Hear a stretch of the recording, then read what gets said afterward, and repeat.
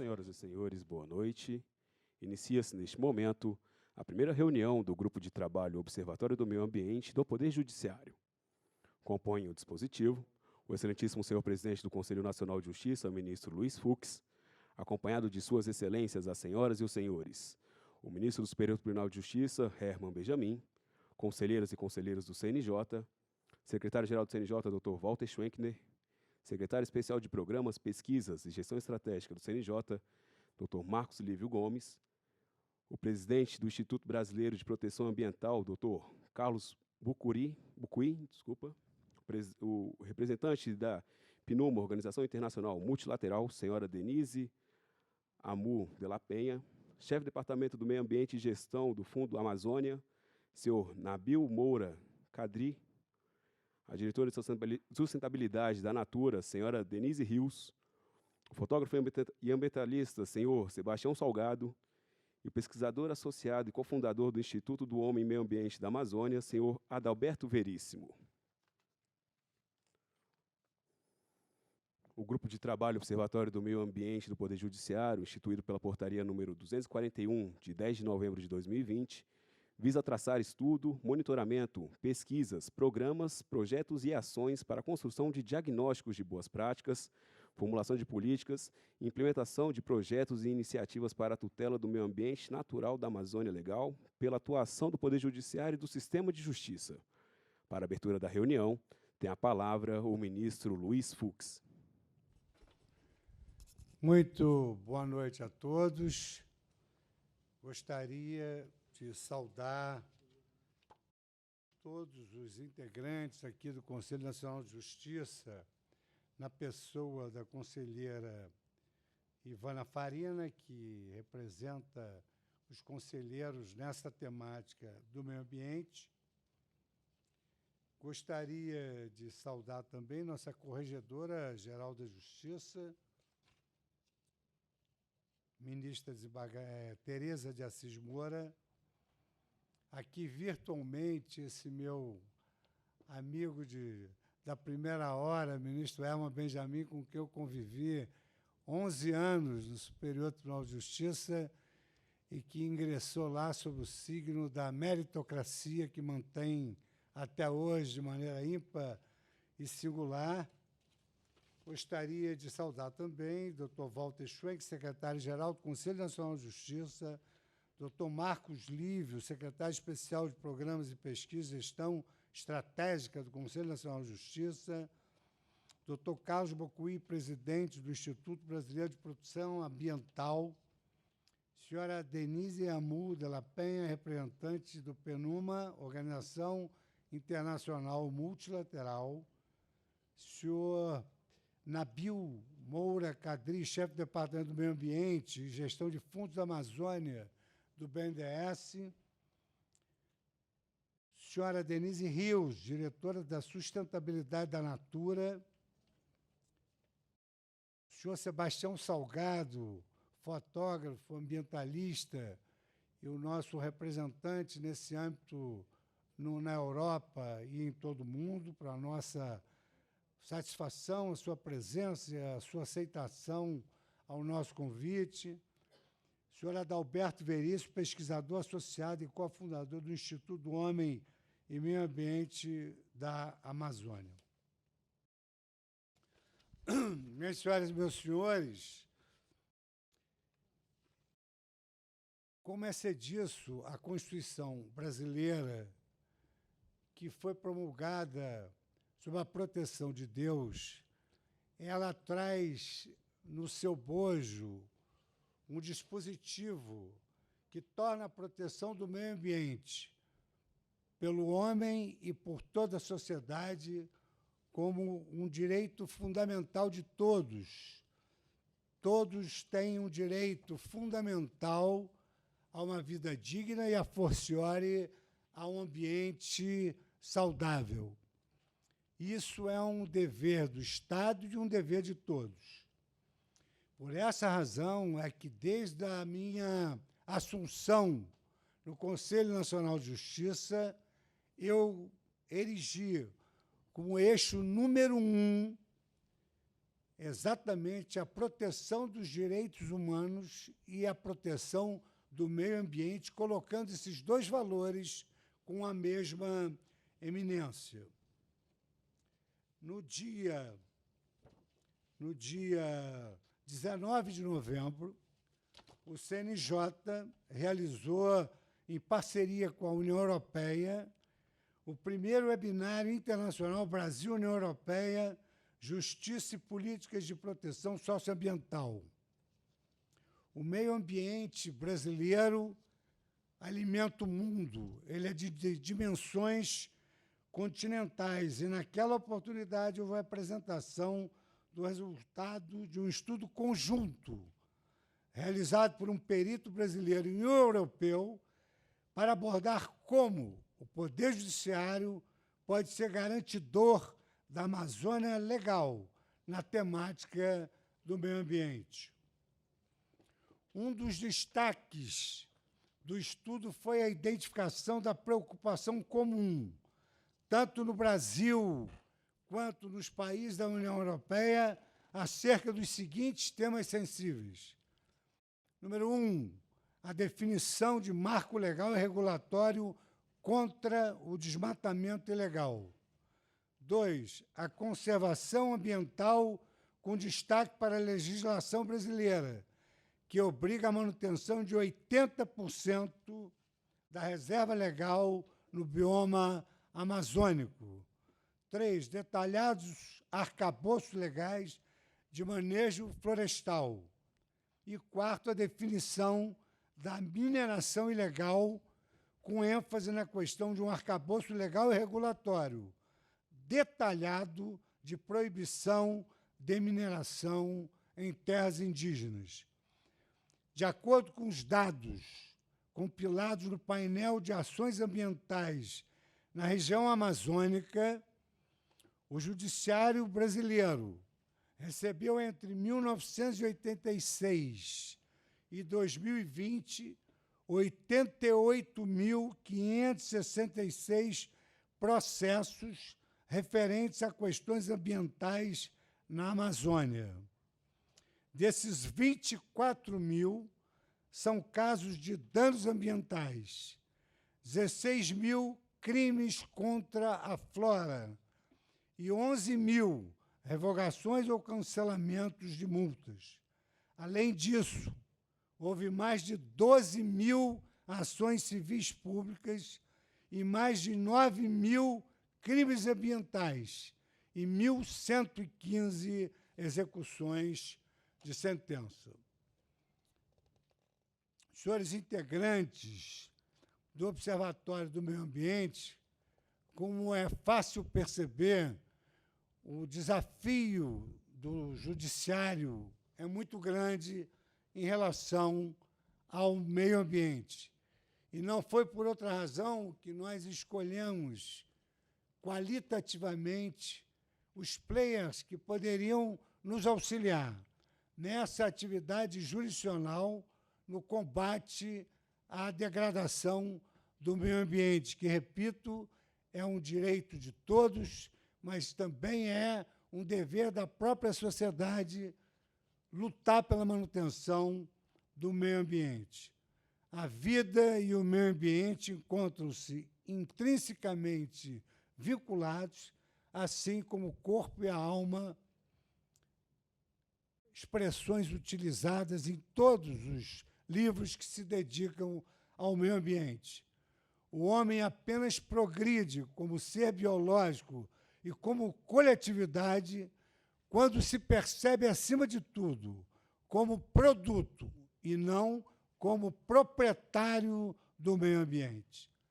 À vista dessas situações concretas que impactam diretamente a vida de inúmeros brasileiros e com desdobramentos jurídicos complexos, nós convidamos a todos aqui presentes e também a todos os brasileiros que possam contribuir com o Conselho Nacional de Justiça e com o Observatório do Meio Ambiente.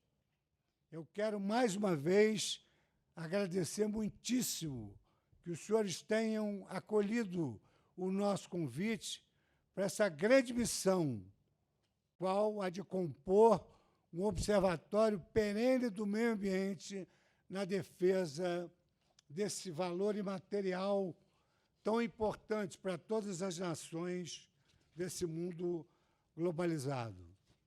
Os senhores é que têm a palavra. O observatório é para observar tudo aquilo que os senhores, com a expertise que têm, podem contribuir para a nossa atuação. Então, peço que o chefe de cerimônia conduza essa primeira reunião do Observatório de Direitos Humanos, que inclusive, antecedeu a primeira reunião do Observatório de Defesa dos Direitos Humanos, para que os senhores, no prazo estabelecido, possam nos alimentar do conhecimento de que são peritos. Muito obrigado mais uma vez. Estamos aqui para ouvi-los nessa reunião que já se pré-anuncia exitosa pela qualidade dos nossos expositores. Representando os conselheiros do CNJ, tem a palavra a conselheira Ivana Farina. Boa noite a todas e a todos. Quero inicialmente, presidente Fux, cumprimentá-lo e agradecer a honraria da escolha do meu nome para falar em nome dos meus pares. Assim, faço a saudação daqueles conselheiros e das conselheiras que integram este grupo de trabalho, que é o Observatório do Meio Ambiente do Poder Judiciário.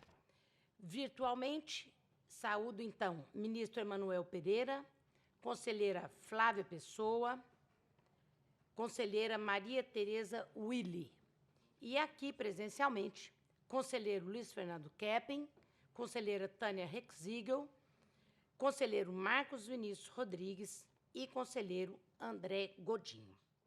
Quero também saudar os doutores Walter Schwenkner, secretário-geral do CNJ, e o doutor Marcos Lívio, secretário especial de Programas, Pesquisas e Gestão Estratégica, e que terá a coordenação deste grupo, que é o Observatório, como missão. Muito especialmente, faço a saudação daqueles que integram, por designação do presidente Fux, como representantes da sociedade civil, este observatório. O ministro amigo Antônio Herman Benjamin, com quem convivo desde os tempos do Ministério Público, doutor Adalberto Veríssimo, professor Carlos Bocuí, Denise Rios, Denise Amu, Namil Moura Cadri e Sebastião Salgado, com quem também já desempenhamos ações em favor da nossa Amazônia. Pois bem, em nome deste colegiado, quero destacar que o propósito do presidente, ministro Fux, ao criar este observatório, ele começa a ganhar corpo para a elaboração de respostas concretas a essa área tão importante à cidadania, mas tão carente de efetiva proteção, o meio ambiente. No que toca exatamente ao meio ambiente, o nosso país vive situação dicotômica. Ao tempo em que, como já anunciado pelo presidente, temos, a partir da Constituição Federal, uma legislação farta que trata da proteção ambiental, que institui política nacional do meio ambiente e também que estabelece marcos para saneamento básico, que cria órgãos incumbidos de desenvolver essa política ambiental e a defesa precípua do meio ambiente, como o CONAMA, o Ministério do Meio Ambiente, o IBAMA, ICMBio, dentre outros. Não obstante tal contexto normativo e estatal, Não raras são as ocorrências trágicas de violações inadmissíveis ao meio ambiente nacional. Cite-se, sem a pretensão de ser exaustiva, as tragédias de Mariana, que provocou danos irreparáveis ao Rio Doce, totalmente invadido pela lama tóxica de rejeitos de mineração. Igual dano se deu pelo rompimento da barragem da mina do Córrego do Feijão, em Brumadinho, causando não só o dano ambiental, como a morte de centenas de milhares de pessoas. Pois bem, invoco Melisandra Trentin e Maurim Santos, que escreveram sobre o direito humano ao meio ambiente, para concordar que é necessário afirmar o conteúdo concreto do direito humano ao meio ambiente. O processo de construção, significação e ressignificação dos direitos humanos, ele é constante através da disputa. E sua salvaguarda, ministro Fux, não reside só nos documentos nem nas instituições, mas também e principalmente no sentido de dignidade. Nesse quadro, o Poder Judiciário figura como via adequada para viabilizar a reparação dos danos ambientais, assistindo aos interesses das comunidades e dando a dimensão constitucional à proteção socioambiental definida pelo Constituinte originário. As atividades a serem desenvolvidas por este observatório têm sua origem nos eixos do projeto de trabalho traçado não só para o CNJ, mas também para o Supremo Tribunal Federal, pelo eminente presidente, ministro Luiz Fux. Vossa Excelência realçou, dentre esses eixos, a importância da defesa dos direitos humanos, pelo que instituiu o Observatório de Direitos Humanos do CNJ. De igual forma, instala-se o presente observatório, objetivando a promoção do meio ambiente. Faz concretude, como é necessário, com a pauta do Poder Judiciário brasileiro e do Supremo Tribunal Federal, também deste colegiado, com a Agenda 2030 de Desenvolvimento Sustentável da ONU. Sabemos que essa agenda, como seu próprio nome sugere, estabelece diretrizes e ações para que alcancemos o ano de 2030 de forma sustentável. O tempo histórico até lá, contudo, é exíguo diante dos inúmeros desafios que são postos. O que nos incumbe é agir. E trata esse observatório de perseguir o objetivo de desenvolvimento sustentável número 17, quando estabelece parcerias e meios de implementação da meta ou das metas. Porque temos o ODS 14 da vida na água, o ODS 15 da vida terrestre, o ODS 13 de ação contra a mudança global do clima, o 12, consumo e produção responsáveis, além do 7, que trata de energia limpa e acessível. Sem qualquer dúvida, o desafio é gigantesco e a luta é ingente. Assim, faço, em nome dos conselheiros e das conselheiras, que são 11 a integrar o colegiado, essa especial saudação àqueles que detêm ciência para aqui contribuírem com aquelas que sejam as melhores ações para que seja alcançada a proteção ambiental, para que seja alcançada a dignidade, a cidadania e a sustentabilidade para dias futuros.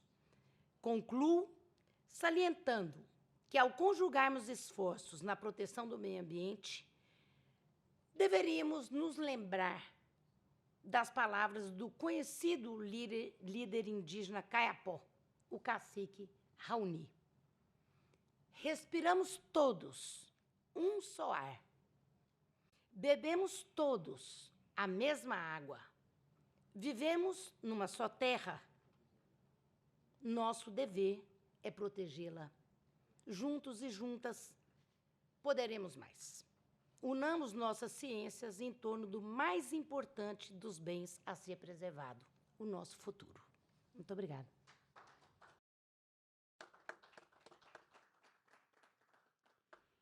Passaremos a palavra ao fotógrafo e ambientalista senhor Sebastião Salgado, que se encontra 4 horas à frente do nosso horário. O senhor tem a palavra.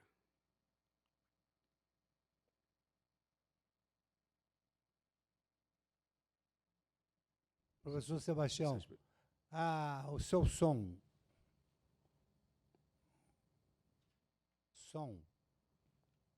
Senhor Sebastião. Ligar o seu som. Já está ligado. Ótimo. Olha, eu agradeço. Agora estão me escutando? Sim. Sim.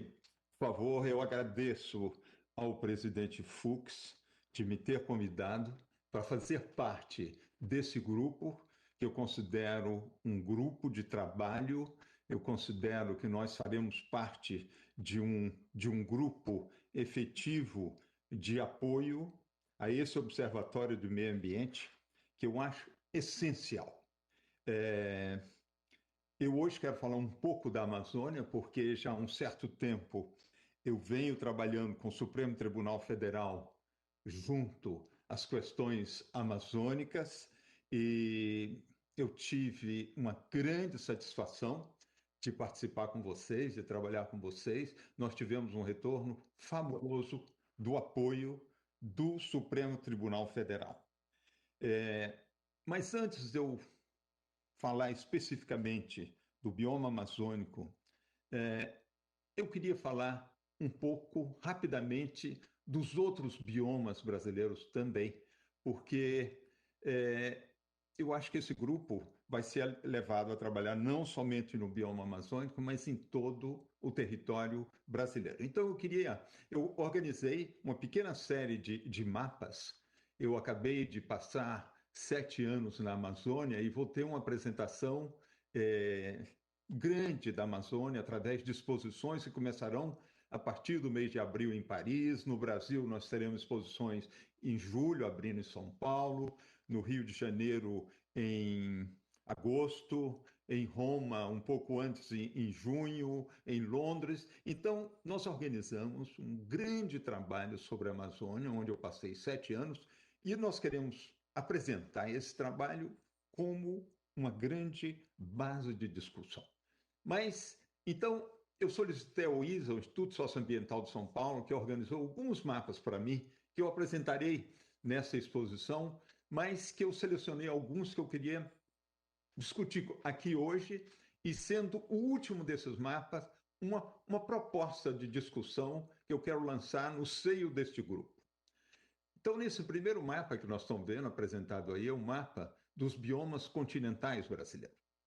O Brasil é um país extremamente importante para o planeta, através dos seus biomas. Nós temos uma joia planetária, ambiental planetária, que é o Pantanal, que junto com a parte da Bolívia, com a parte do Uruguai, faz parte da maior terra úmida do planeta. E esse bioma Pantanal, ele, na realidade, é o fim, é a joia, é o diamante do nosso sistema tropical amazônico que desce aí. Aí toda a fauna amazônica, ela pode ser vista, ela pode ser encontrada. A biodiversidade aí é tão rica e tão sofisticada que é um privilégio um país possuir um espaço desse. Nós temos Pampa, nós temos a Caatinga, importantíssima na história brasileira, inclusive o nosso exército, né, foi formado tanto no bioma do Pampa como no bioma da Caatinga. Então, esses 2 espaços são extremamente importantes para o Brasil. Mas existem 2 espaços extremamente importantes, que é o bioma do Cerrado e o bioma Mata Atlântica. O biólogo inglês Norman Mears, ele identificou 25 zonas no planeta que ele chamou de hotspots, onde se concentra 44% das espécies de plantas de todo o planeta e 35% das espécies de animais vertebrados. E isso tudo está representado só em 1,4% da superfície do planeta. E o Brasil possui 2 desses hotspots, que é o Cerrado e que é a Mata Atlântica. A floresta possivelmente mais sofisticada do planeta tenha sido a Mata Atlântica na época da sua exuberância total. Hoje, nós possuímos entre 7% e 8% da Amazônia, da Mata Atlântica, mas mesmo com o que ficou da Mata Atlântica, é extremamente importante esse bioma para o Brasil. Nós temos uma certa experiência nesse bioma, porque eu nasci na Mata Atlântica. Nós desenvolvemos com a minha esposa Lélia um projeto ambiental. O ministro Herman Benjamin conhece muito bem, que ele já veio lá, já morou lá com a gente, já passou. E hoje, possivelmente, seja o maior projeto brasileiro de plantação de floresta nativa. Nós estamos recuperando um espaço, que foi a fazenda que foi dos meus pais, e que nós transformamos numa RPPN, numa Reserva Particular de Patrimônio Natural, e onde nós já plantamos em torno de 2.700.000 árvores de mais de 300 espécies da Mata Atlântica. Hoje, agora, nesse momento, nessa época de chuva, nós estamos começando um novo programa de plantar mais 1 milhão de árvores. Agora nós estamos plantando as clímax, as árvores que vão ficar por centenas, talvez milhares de anos.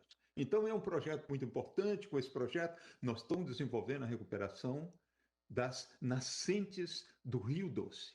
O nosso rio, a nossa bacia, uma bacia extremamente importante, não é?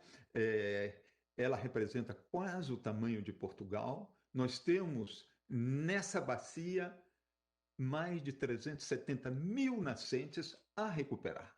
Nós estamos trabalhando, acabamos de ter um grande financiamento do KfW, do Banco de Desenvolvimento Alemão, e estamos começando um grande plantio de nascentes. Já plantamos, nos últimos 5, 6 anos, alguns milhares, e agora com o KfW nós tivemos financiamento para mais 5.000 nascentes. Então, é um projeto que um dia eu queria convidar todo esse grupo a vir, a participar, a ver, porque é um projeto extremamente importante, porque ele pode ser replicado.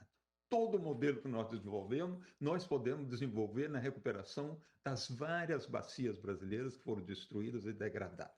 Nós temos o Cerrado como um outro bioma extremamente importante, que é outro hotspot, que possui no seu subsolo a maior reservas de águas doces subterrâneas do planeta. Eu tenho certeza que se a gente, num futuro muito próximo, bombeasse essa água que existe, engarrafasse e transportasse para o planeta, nós obteríamos um retorno várias vezes superior ao preço do petróleo, se tudo que está embaixo dessa zona do Cerrado fosse petróleo, mas é água potável de altíssima qualidade, e hoje, com a necessidade de consumo de produtos biológicos no planeta, nós conseguiríamos um retorno muitíssimo maior do que o desenvolvimento agrícola que nós estamos praticando em cima desse bioma.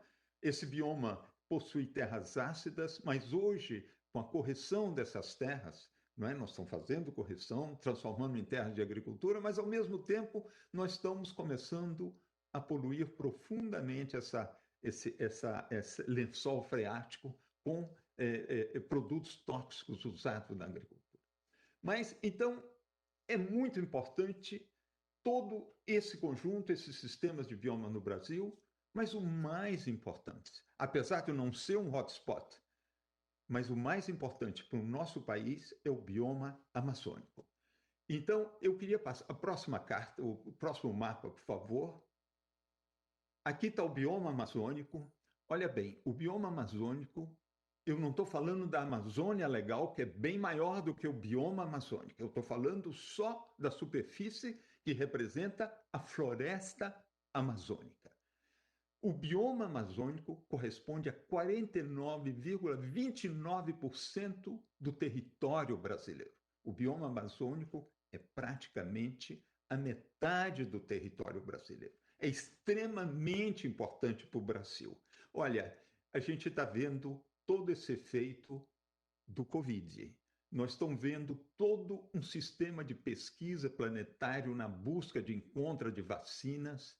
E quantos laboratórios de pesquisas brasileiros estão trabalhando nisso? Nós temos em torno de 200 pesquisas no planeta. Nós não temos. O Brasil não tem.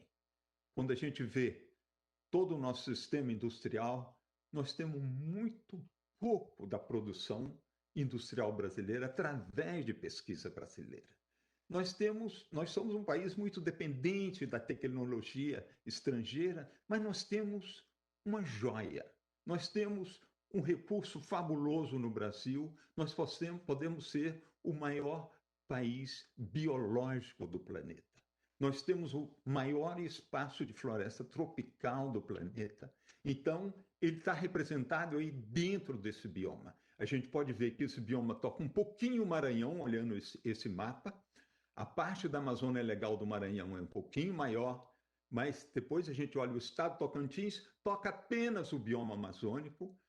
O Mato Grosso corresponde mais ou menos à metade do estado, está dentro do bioma amazônico, e o resto dos estados, Amazonas, Pará, Amapá, Roraima, Acre, Rondônia, compõem o restante do bioma amazônico. Podia passar o seguinte mapa, por favor. Dentro do bioma amazônico, é muito interessante notar o que foi conquistado no Brasil durante dezenas de anos, talvez centenas de anos, a ideia de proteger os territórios indígenas. Olha bem, os territórios indígenas dentro do bioma amazônico representam 25,2% do bioma amazônico. Aí estão todas as comunidades indígenas do território amazônico. São um pouco mais de 300 tribos, são 330, mais ou menos 330 mil pessoas que vivem na área rural, dentro da floresta amazônica, e nós temos em torno de 102 grupos de indígenas que nunca foram contactados. É um privilégio um país que pode conviver com a sua pré-história. O Brasil convive com a pré-história da humanidade que vive dentro da floresta amazônica. Talvez nós tenhamos dentro dessas áreas amarelas, aqui dentro do bioma amazônico, a maior concentração cultural do planeta. É de uma sofisticação extrema, não é? Então, é muito importante o que foi feito, e olha bem, essa área em amarelo é protegida por lei, é protegida pela Constituição brasileira, são territórios indígenas protegidos por lei. Então, nós estamos aqui, não é, ligados ao Supremo Tribunal Federal, dentro desse Conselho Nacional de Justiça, criando um observatório do meio ambiente, não é? Então, é muito importante esse conceito da lei. Nós estamos dentro da casa da lei. Então, nós temos que fazer respeitar a lei nessas áreas. Eu queria passar o próximo mapa, por favor. Esse próximo mapa também é extremamente importante para a biodiversidade. Aqui são as unidades de conservação, elas ocupam uma área quase do tamanho da área das reservas indígenas. São 24,9% do espaço amazônico representado pelas unidades de conservação. Isso aí é uma luta do IBAMA, do Instituto Chico Mendes, de todo o sistema ambiental brasileiro para criar a proteção dessas reservas. Essas reservas, essas unidades de conservação são extremamente importantes para a Amazônia, para o Brasil, para o mundo. E olhe bem, se adicionarmos, podemos passar o próximo mapa, por favor. Se adicionarmos as áreas amarelas e as áreas verde claro, que são as reservas indígenas e as unidades de conservação, nós temos mais de 50% do território amazônico protegido por lei. Então, essa é uma área preservada, tem que ser preservada, ela já nasceu para ser preservada, então representa muito. E as outras terras são as terras públicas, aqui estão representadas nesse mapa em verde escuro. Assim, era Amazonas há 50, 60 anos atrás. Mas eu, por favor, passe o próximo mapa que nós vamos ver por que ela não é mais assim.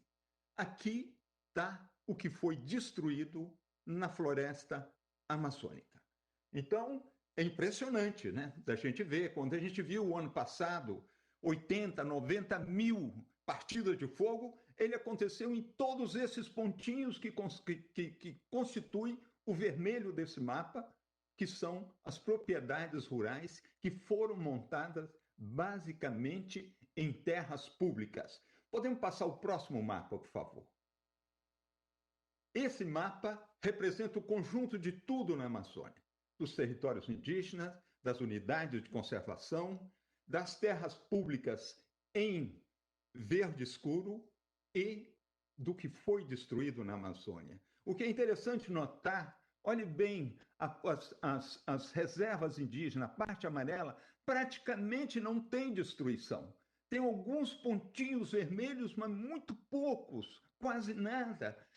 A área melhor preservada da Amazônia é a área indígena. Os indígenas são verdadeiros guardiões, protetores desta floresta amazônica, na área onde foi delimitada por eles, onde têm as reservas protegidas por lei. Se a gente olha as unidades de conservação, nós temos alguns pontos vermelhos que entraram dentro, que foi uma destruição, mas uma destruição completamente legal. Nós temos, talvez, possibilidade, através da justiça, de recuperar essas áreas. E essas áreas, se forem recuperadas, elas pertencem à União, elas pertencem às gerações futuras do Brasil, então elas terão que ser recuperadas. Nós temos que lutar para a recuperação dessas áreas e elas, ou através do que nós estamos fazendo no Vale do Rio Doce, replantar essas áreas ou abandonar, e elas voltam novamente a ser povoadas pelo ecossistema que foi destruído aí dentro. Agora, a minha conclusão eu quero fazer no próximo mapa. Se pudesse passar o próximo mapa para mim, por favor. Esse que é um mapa que eu quero apresentar um ponto de discussão aqui neste grupo. Olha bem a flecha do lado esquerdo apontando a cidade de Tabatinga, que está na divisa do Brasil com a Colômbia, e olha a outra flecha do outro lado que apresenta a foz do Rio Amazonas. A foz do Rio Amazonas está exatamente, como está marcado aqui, a 4.660 quilômetros de Tabatinga.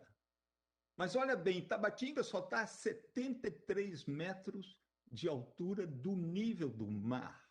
Olha bem essa planície incrível que tem aqui, até você chegar de Tabatinga ao mar, essas águas do Rio Amazonas que entram em Tabatinga e que vão sair lá na foz do Rio Amazonas, elas percorrem 4.660 quilômetros. Olha bem toda a parte de terras públicas que foi destruída. E olha bem que entre esses pontilhados brancos que estão nesse corredor que vai de Tabatinga até a foz do Amazonas, praticamente nada foi destruído. Nós temos alguns pontos vermelhos, nós também temos pouquíssimas comunidades indígenas, porque essa área aí jamais será destruída, porque esta área é uma área inundável. Quando as águas descem dos Andes e penetram nessa área, o desnivelamento da época de águas baixas e de águas altas chega a 25 metros de altura. Então, essa área é totalmente inundada. As áreas aptas para a agricultura já foram invadidas. Os pontos vermelhos já estão aí dentro desse corredor pontilhado de branco. Elas outras não serão invadidas. Isso aí vai ficar para sempre. Mas se a gente olha fora dessa área de pontilhado, o que sobrou de verde escuro não tem muito mais. Nós já destruímos, tomamos muito. As outras áreas que estão aqui, que ainda não foram ocupadas porque não quiseram ocupar. É porque é muito difícil ocupar, ou porque são também áreas inundáveis, porque são montanhas e são áreas de difícil acesso. Então, hoje, a gente nota um movimento imenso em direção aos territórios indígenas, marco temporal, uma série de outras propostas de invasão dos territórios indígenas, de invasão das unidades de conservação. Então, a minha proposta aqui, junto a esse grupo de pessoas importantíssimas que compõem o Observatório do Meio Ambiente, esse Conselho do Conselho Nacional de Justiça, temos aqui o representante do Superior Tribunal de Justiça, temos a Procuradoria-Geral da República. Eu acho que nós teríamos que juntar todo esse aparato legal do Brasil para proteger todas essas áreas que já deveriam ser protegidas por lei, porque elas estão dentro do sistema de proteção da Constituição. Porque são essas áreas que estão sendo atacadas e que serão atacadas, porque não existe muitas terras públicas mais para ser atacadas. Então, eu proponho como uma base de discussão de todos nós, dentro desse observatório, solicitando o apoio do Supremo Tribunal Federal, do presidente Fux, de todos os ministros que estão aqui presentes, que participemos juntos, que lutemos junto na proteção desse território que está dentro do sistema de proteção legal do Brasil. Nós não estamos pedindo nada de especial, nós estamos pedindo que a lei seja respeitada. Se nós conseguirmos fazer respeitar a lei dentro desse território, que são as terras indígenas, as unidades de conservação, nós já temos esse corredor pontilhado de branco que vai ser protegido para sempre, porque isso aí está inundado. Nós protegeremos, presidente Fux, muito perto de 80% da Amazônia. Se nós não fizermos isso, essas outras partes, que são as reservas indígenas e as unidades de conservação protegidas por leis, elas serão destruídas, e destruídas muito rapidamente. Então, eu acho que é da nossa obrigação moral, da nossa obrigação ética, não é isso? De juntos proteger. Conte com a minha energia, conte comigo, eu darei tudo que eu puder dar. Agora, eu sou simplesmente um fotógrafo, eu não sou um ministro, eu não sou uma pessoa com um grande poder, eu não tenho poder nenhum. O único poder que eu tenho é de falar um pouco, de apresentar minhas fotografias e de solicitar que todos nós atuemos juntos para proteger essa área. É isso que eu queria falar. Muito obrigado.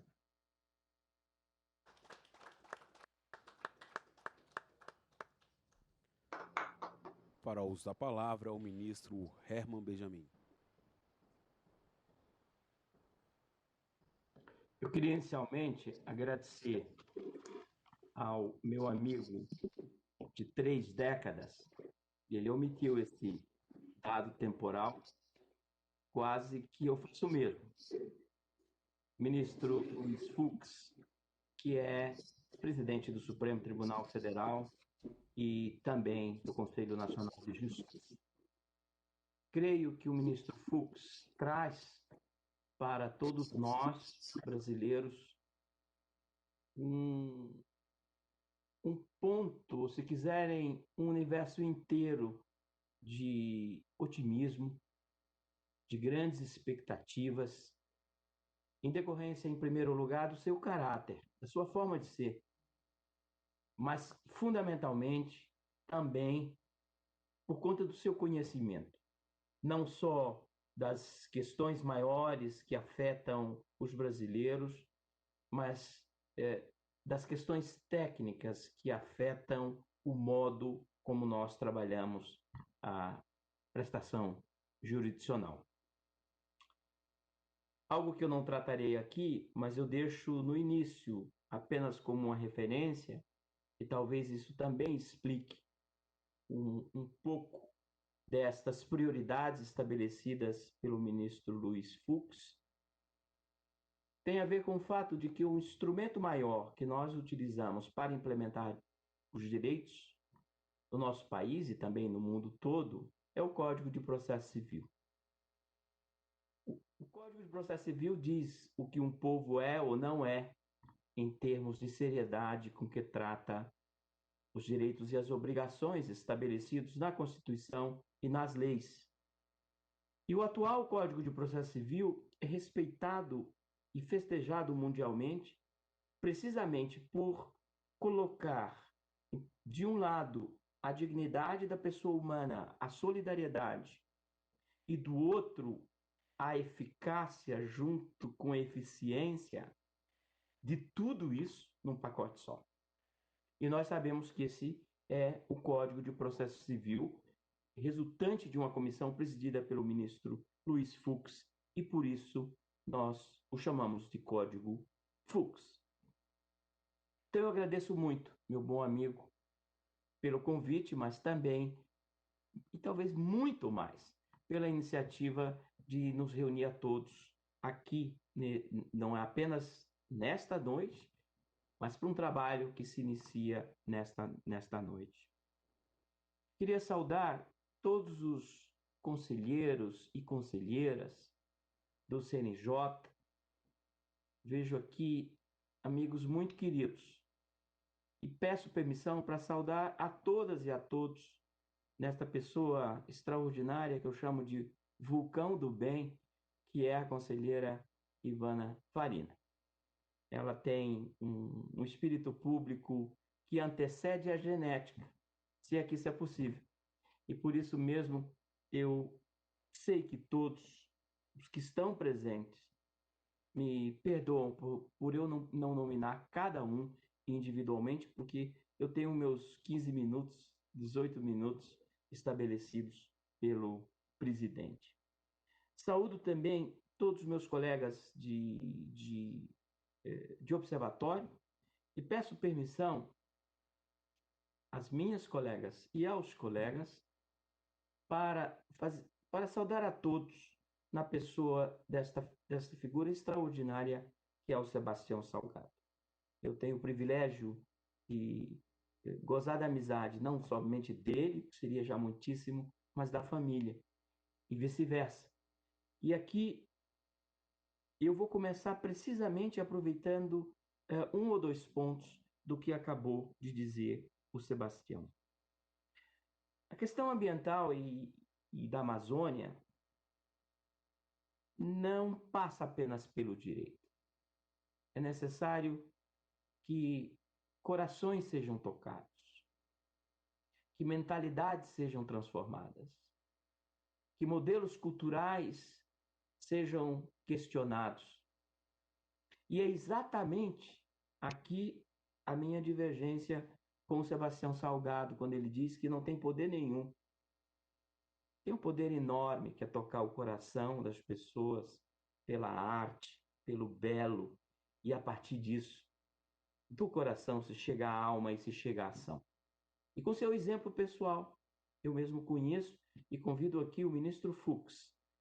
Não sou dono da casa nem da propriedade, mas como ele e a Lélia já acabaram de fazer o convite, e a todos que participam do observatório, as conselheiras e os conselheiros, para visitarem esta obra extraordinária lá na fronteira do Espírito Santo com o estado de Minas Gerais.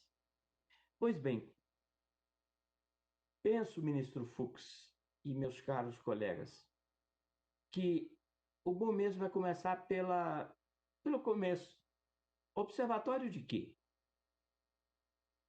O que nós vamos observar?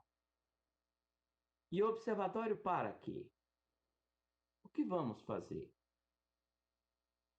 Creio que, respondendo à primeira pergunta, é observatório para dentro e para fora. É observar o próprio Poder Judiciário, esta que é a sua preocupação de vida desde sempre, para que nós possamos aperfeiçoar aquela missão constitucional que recebemos. Nós somos juízes não para fazer o que queremos, nós somos juízes para fazer o que a Constituição diz que nós temos que fazer. E daí eu vejo para o CNJ, e tenho conversado com vários conselheiros, não só com a conselheira Ivana, mas com a conselheira Maria Tereza Willi, e com outros colegas que integram o conselho, que eu creio que, como instituição central, o CNJ pode ajudar muito a trazer a luz do dia para o trabalho dos milhares de juízas e juízes extremamente dedicados e competentes e íntegros que nós temos no nosso país. Me refiro a juízes de primeiro grau, desembargadores, ministros das várias cortes, do STJ, do Supremo e também da Justiça do Trabalho, que tem uma capilaridade enorme no nosso país. E daí penso que o fato de nós termos um banco de dados no CNJ, não só das ações civis públicas, mas também das ações penais e dos procedimentos instaurados, e aí por meio de convênio com o CNMP, eu acredito que esta iniciativa daria muita transparência para que nós pudéssemos ver exatamente o que está ocorrendo pelo país afora. Na minha experiência, eu posso aqui adiantar, e as estatísticas do CNJ vão confirmar, esse trabalho exuberante que está sendo feito pela equipe do ministro Luiz Fux, que o Estado de Santa Catarina tem mais ações e processos julgados em matéria ambiental no STJ e no Supremo do que alguns dos estados maiores da Amazônia. Alguma coisa de errado ocorre aí. Ou não há degradação ambiental, ou então a degradação ambiental não está chegando aos tribunais superiores. Então, esse é o primeiro ponto que eu queria aqui trazer para o nosso observatório e para o presidente Luiz Fux, de observar internamente e no CNJ estabelecer mecanismos de transparência absoluta que vão permitir atuar tanto o CNJ, mas nós todos, no sentido de melhorar a prestação jurisdicional no campo ambiental. O segundo ponto interno se refere a algo mencionado pelo Sebastião Salgado. Porque penso que interessa ao CNJ e a todos nós juízes, aos brasileiros, não apenas cuidar do passado, já é muitíssimo, os danos ambientais causados e que continuam impunes, mas, sobretudo, atuar de forma preventiva, e para isso nós precisamos conhecer as tendências. Aquilo que o Sebastião, se referindo à Amazônia, mas vale para o país como um todo, apresentou. Ou seja, onde é que estão as maiores pressões? Aonde está a área mais protegida e que amanhã, pelas indicações capilares que estamos recebendo, será foco de invasões, de destruição absolutamente ilegal. Então, são, presidente Fux, esses dois aspectos que eu queria aqui deixar na perspectiva do observar para dentro. E termino com o observar para fora. Porque o Poder Judiciário é um poder de passagem. Em outras palavras, nós somos chamados quando os problemas não conseguem ser resolvidos onde deveriam ser resolvidos. Primeiro, na própria sociedade, por mecanismos de autocomposição, pelo Poder Executivo, e aí é chamado o Poder Judiciário. Mas por isso nós precisamos estar atentos, como juízes, ao que está ocorrendo no entorno. E é o observar para conhecimento acerca das tendências, mas também das boas práticas, que existem muitas. Existem no agronegócio brasileiro hoje exemplos que não são festejados apenas no Brasil, ou que não deveriam ser festejados apenas no Brasil, mas internacionalmente. E esses bons exemplos só são exemplos se forem divulgados. E por isso, creio que é papel também desse observatório coletar essas informações todas e observar as tendências legislativas. Porque não adianta o Poder Judiciário passar 25 anos para consolidar o entendimento acerca de um dispositivo legal, e no instante que ocorre a consolidação, não, a lei agora não presta mais, a lei tem que ser modificada, e isso traz enorme insegurança jurídica, além de desprestígio para a própria atividade jurisdicional, porque nós acabamos virando, sendo mesmo, um Dom Quixote. Durante 25 anos, é exemplo concreto, não tenho tempo aqui para mencionar alguns desses casos. E não estou... quando falo 25 anos, é porque são 25 anos mesmo, em alguns casos 30 anos. E por isso, esse diálogo permanente que o Poder Judiciário precisa ter, e imagino que nesse período da gestão do ministro Luiz Fux terá, com o Poder Legislativo, para que se possa caminhar juntos, quem faz a lei e quem aplica a lei, com um sistema de polinização recíproca, em que todos ganham, especialmente a população brasileira. Minha última palavra é de que, no Brasil, nós avançamos muitíssimo. O presidente Fux mencionou a Constituição de 88, mas poderia também fazer referência a dezenas de normas promulgadas pelo Congresso Nacional, tratando praticamente de tudo na proteção do meio ambiente. Esta é a notícia boa. A notícia ruim é que boa parte dessa legislação é para inglês ver. Os ingleses não gostam que a gente use essa expressão. Falam que é para os franceses verem. Então, seja para os franceses ou para os ingleses, boa parte dessa legislação está nos livros. Não é aplicada. E é precisamente, creio, que o observatório, sob a liderança do ministro Luiz Fux, poderá prestar grandes serviços à nação brasileira. Muito otimismo pelo que conseguimos, mas também muito realismo quanto aos desafios que nós temos pela frente, mas eu confio nos juízes, nas juízas, e confio no povo brasileiro. Muito obrigado.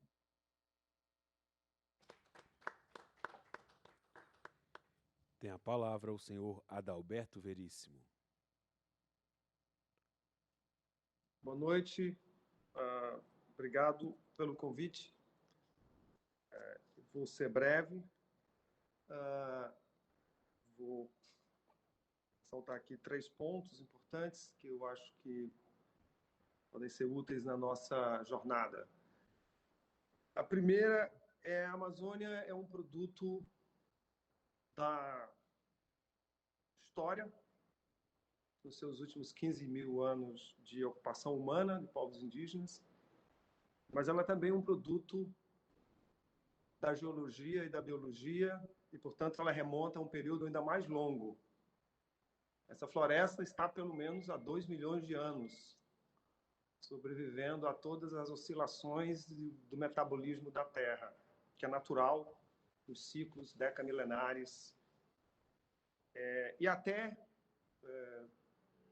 no nosso tempo, na nossa geração, na nossa história curta, essa floresta sobreviveu a todas essas mudanças. E numa fração do tempo, no piscar de olho da história, essa floresta está no seu momento mais crítico, naquilo que os cientistas chamam do risco do não retorno, do risco da floresta amazônica se tornar uma floresta mais seca, mais savanizada, com consequências catastróficas para gerações seguintes na questão do clima e da biodiversidade.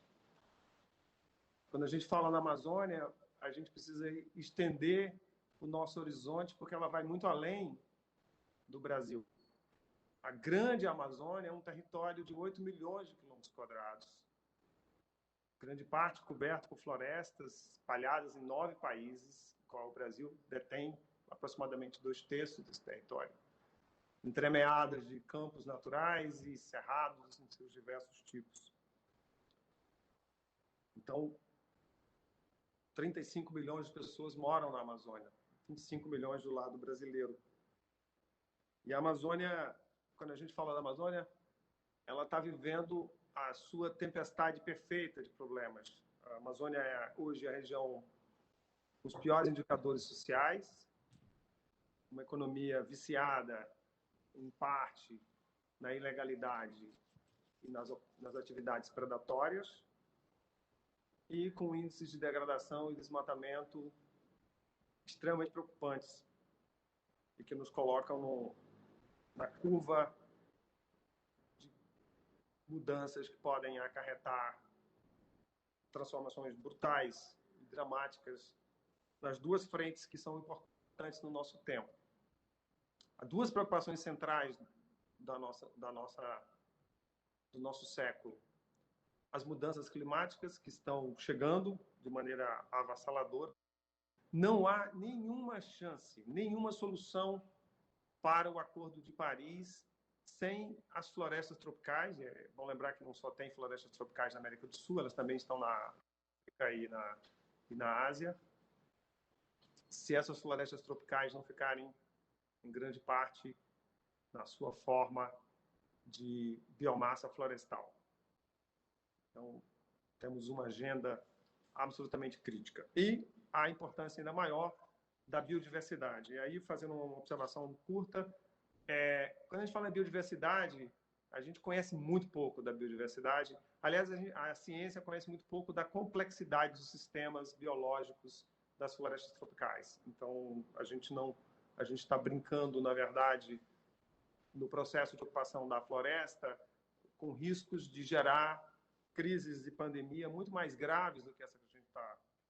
Num artigo publicado pela revista Piauí no mês de outubro, o João Moreira Salles faz um artigo sobre o elefante negro, e os pesquisadores que trabalham com vírus falam que a gente tem... Eu vou pedir licença aqui aos meus amigos biólogos para dizer, tem mais de 100 trilhões de espécies de vírus. Vírus é uma categoria muito difícil de categorizar como vida, mas vamos pegar emprestado aqui, mais de 100 trilhões de espécies, e elas estão principalmente nas florestas tropicais. Então, a destruição da Amazônia também pode ter como consequência não apenas uma crise climática e uma crise de biodiversidade, mas uma crise de saúde pública em patamares ainda piores do que a gente está vivendo.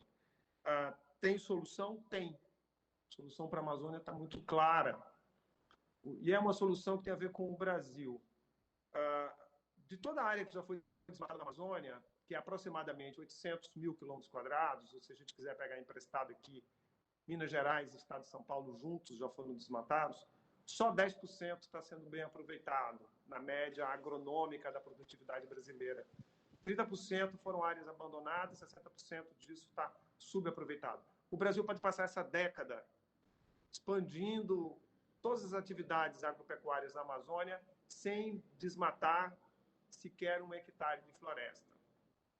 Não tem nenhuma razão para o desmatamento. Ela não interessa ao Brasil na sua vocação natural, que é ser uma potência agrícola de baixo carbono no mundo do século XXI, e uma potência ambiental. Transformar essa riqueza ambiental, essa superlativa ambiental, numa possibilidade real do desenvolvimento que a gente precisa. Eu acho que tem duas características adicionais do nosso tempo que eu acho que podem ser muito úteis no nosso trabalho. A primeira é um extraordinário avanço no sistema de transparência com imagens de satélite que medem tudo. Medem o desmatamento, medem a extração ilegal de madeira, conseguem detectar os garimpos ilegais em terras indígenas, conseguem detectar as atividades, as estradas ilegais. Então, nós temos, o Brasil tem, e o mundo tem, sistemas de vigilância remota extremamente sofisticados que podem permitir qualquer execução da lei no âmbito da propriedade, em qualquer que seja a característica do polígono. E essas tecnologias estão cada vez mais amigáveis, cada vez mais disponíveis e cada vez mais baratas.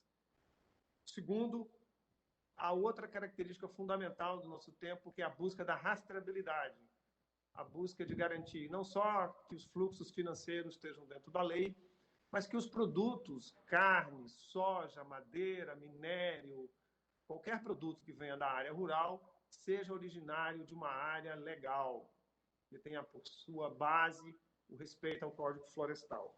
Essas duas grandes tendências estão presentes, elas são aliadas do Brasil na busca de um país que pode ser a grande potência do agronegócio de baixo carbono. Nós somos hoje um player importante no agronegócio, nós temos tudo para ser um agronegócio extremamente competitivo, produzindo commodities de baixo carbono, commodities absolutamente livres,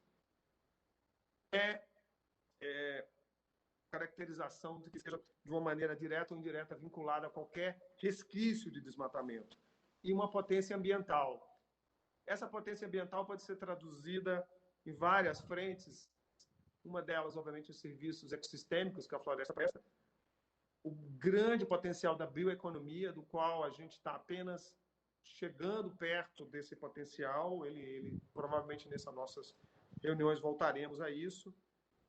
Eu acho que, apesar do momento extremamente grave que todas essas questões da tempestade perfeita que estamos vivendo na Amazônia, nunca foi tão importante para o Brasil e para o mundo uma agenda de soluções para a Amazônia que a coloque na trilha da legalidade, da sustentabilidade, da inclusão social e que esteja à altura do desafio da nossa geração, que é entregar para a próxima um país melhor e uma Amazônia conservada. Muito obrigado.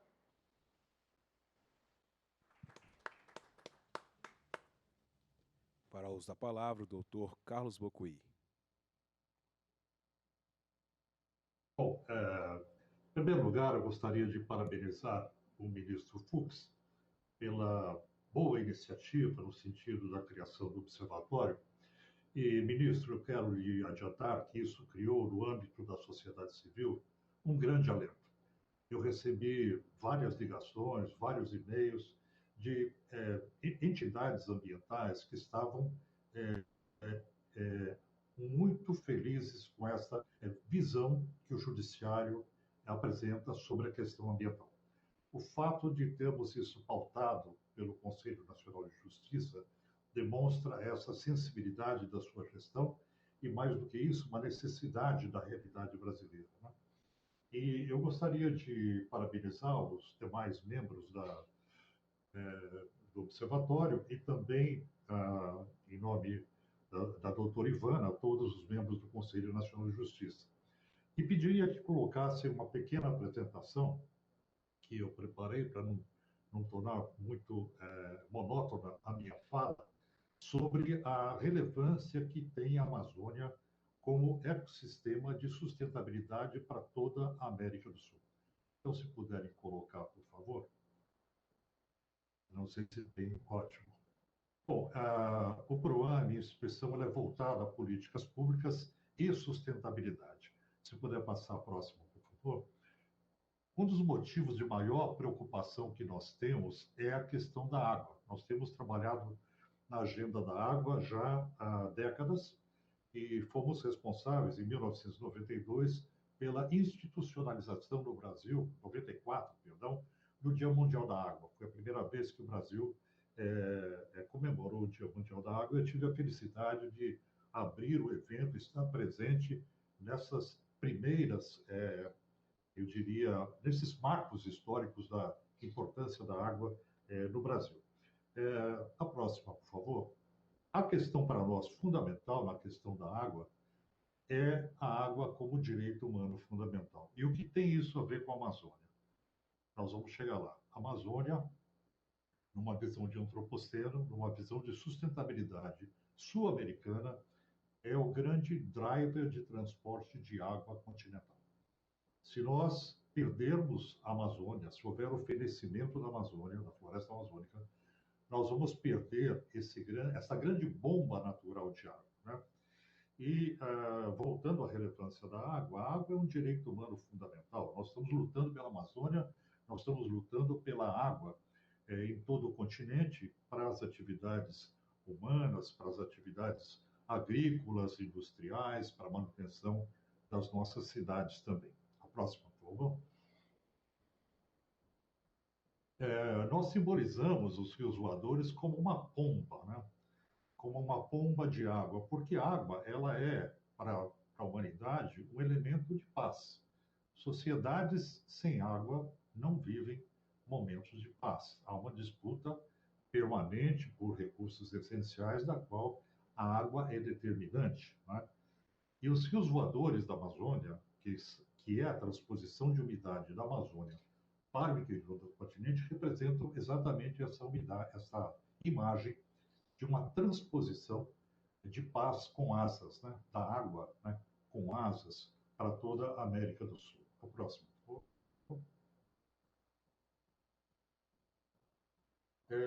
Eu gostaria de demonstrar um pouquinho o que isso representa em termos de sustentabilidade, não só para o Brasil, mas também para outras nações pertencentes ao Mercosul. Né? Toda essa massa de transposição hídrica, ela ricocheteia nos Andes, vai em direção ao centro do continente, há uma precipitação e abundantes chuvas, não só no Pantanal, como em outras regiões do país. Por exemplo, a minha região, São Paulo, depende em 40% da água da transposição da Amazônia. Né? Então, isso é importante, a Amazônia é importante como regulação hídrica para a metrópole de São Paulo, né? Para as regiões antropizadas da América do Sul, para as metrópoles, para as regiões de macrometrópoles que nós temos. E mais, essa massa de umidade da Amazônia, ela é responsável pela vida do próprio Pantanal, à medida que o Rio Paraguai depende dessa massa hídrica para que ele esteja cheio e haja, então, umidade impedindo as queimadas. Né? Se nós eliminarmos a floresta amazônica, nós teremos um período de secura sem precedentes, muito pior do que se viu esse ano na região do Pantanal. E aí eu ressalto a importância do Pantanal boliviano como elemento de recarga, porque essa massa hídrica ela não é transportada sem que ela se precipite em chuvas e recarregue de novo o sistema. Então, nós temos pontos de reabastecimento dessa grande massa que devem ser mapeados e preservados. Né? Nós fizemos uma proposta ao Mercosul para que houvesse um tratado internacional sul-americano para a proteção dos rios voadores e de seus ecossistemas associados. Na ocasião, um deputado do Uruguai, ele, na mesa, no final da discussão, ele se virou para nós, brasileiros, e disse, olha, não há nada que possa ser mais interessante para se discutir no Mercosul como plataforma do que a plataforma ecológica na qual vivemos todos nós. E, de fato, é isso que ocorre quando você imagina que toda a bacia do Plata é formada por por esse fabuloso deslocamento de água. Você tem todo o envolvimento, não só da Argentina, mas do Paraguai, do Uruguai e, como eu já disse, também da Bolívia. Então, ministro Fux, quando nós nos referimos aqui à proteção da Amazônia, eu gostaria de dar esse escopo ampliado, né, porque os que me antecederam, Sebastião Salgado, com o seu brilhantismo, o Beto, o ministro Herman, colocaram muito bem essa importância de vários aspectos, de várias abordagens que se dá para a Amazônia, desde a questão territorial até as políticas do judiciário, como o Dr. Herman cita, e até as questões do Beto sobre a valoração daquilo que deve ser preservado em termos de biodiversidade e até de segurança biológica para a humanidade. Mas é preciso que a gente dê uma olhada nos instrumentos legais, né, nos instrumentos que nos possibilitam dizer que nós temos elementos jurídicos, conceituais, de tratados internacionais, que permitem propor um grande tratado sul-americano para a proteção da Amazônia e da sua transposição hídrica. A próxima, por favor. Eu queria começar aqui pelos nossos ecossistemas, né? É inegável que toda essa transposição hídrica ela tem uma relevância enorme para todos os sistemas de biomas brasileiros, né? Como também para as grandes cidades. A próxima, por favor. E aí eu começaria pelo princípio 21 das Nações Unidas, da Conferência de Estocolmo, de 72, que elenca a responsabilidade dos Estados com relação à proteção do seu patrimônio ambiental, né? Aí nós temos uma grande discussão de soberania, que deve ser feita de forma adequada, deve ser feita de forma cooperativa, né? E no princípio 2, que veio a partir da Declaração do Rio, em 1992, está claro que a responsabilidade dos países é de assegurar que as atividades sob sua jurisdição ou controle não causem danos ao meio ambiente de outros estados e de áreas além dos limites da jurisdição nacional. O que vale dizer que aquilo que está na tutela do Brasil, em termos de qualidade ambiental, não pode ser destruído, porque vai provocar danos para a Argentina, para o Uruguai, para o Paraguai e para a Bolívia. Eu acho que é preciso que a gente atente para esse efeito cascata que nós temos numa visão de antropoceno, né? Onde as coisas, pela dimensão dos impactos, estão cada vez mais ligadas. A próxima, por favor. Chamo aqui a atenção para os Objetivos de Desenvolvimento Sustentável, em promover a segurança hídrica, priorizar o abastecimento público de águas e a manutenção dos ecossistemas. A próxima, por favor. As metas da Conferência de Diversidade Biológica, elas são muito claras nas metas de Aichi, quando, por exemplo, na meta 14, é colocado que os serviços relacionados à água contribuem para a saúde, sustento e bem-estar. Devem estar restaurados e protegidos, levando em conta as necessidades da mulher, dos indígenas, das comunidades locais, dos pobres e vulneráveis. Claro, como aquela própria pomba da água demonstra, na falta de recursos hídricos, na falta de água, os mais afetados serão os mais vulneráveis, não é?